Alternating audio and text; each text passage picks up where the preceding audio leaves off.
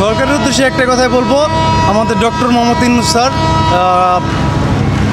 সে যদি আরও 5টা বছর থাকতে পারে তাহলে দেশটা অন্য লেভেলে যাবে, অনেক উন্নত হবে, এটাই বলবো। আর এসি টিকিটে আমি ছিলাম, হ্যাঁ এটা ঘবগি।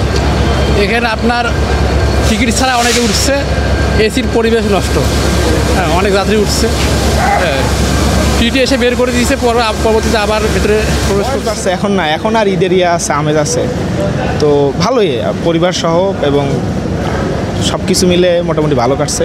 এদের সাথে ঘোরাফেরা করা হয়েছে, আমরা ঘুরছি ফ্রেন্ড সার্কেল মিলে। এই ঈদের তো পরিবর্তন কিছু নাই, কিন্তু একটা সুবিধা হয়েছে যে ট্রেনগুলো লেট কম। আগে লেট ছিল 4 ঘন্টা 5 ঘন্টা 6 ঘন্টা, বর্তমান লেট কম। টিকিট ছাড়া অনেক যাত্রী উঠছে, আর ভিতরে টিটি চেক করেনি কোনো, আর মনে হয় অথবা ছিল না, সেভাবে ওদের লোক ছিল না, চেক এখনও করেনি। আমাদের কাছে টিকিট অবশ্য আছে, অনেকে টিকিট ছাড়া উঠছে আর কি।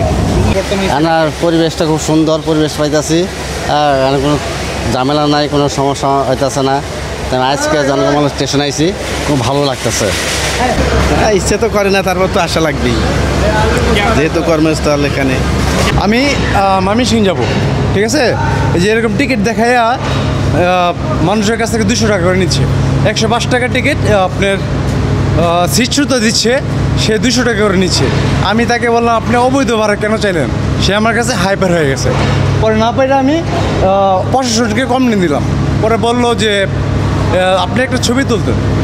আসলে বলতে কি, এই চিলাহাটি এক্সপ্রেসটাতে আপনার চেকিংটা একটু কম হচ্ছে, তো সচরাচর আপনাদের এসিতে স্ট্যান্ডিং অ্যালাউড না, কিন্তু এরা কন্ট্রোল করতে পারে না।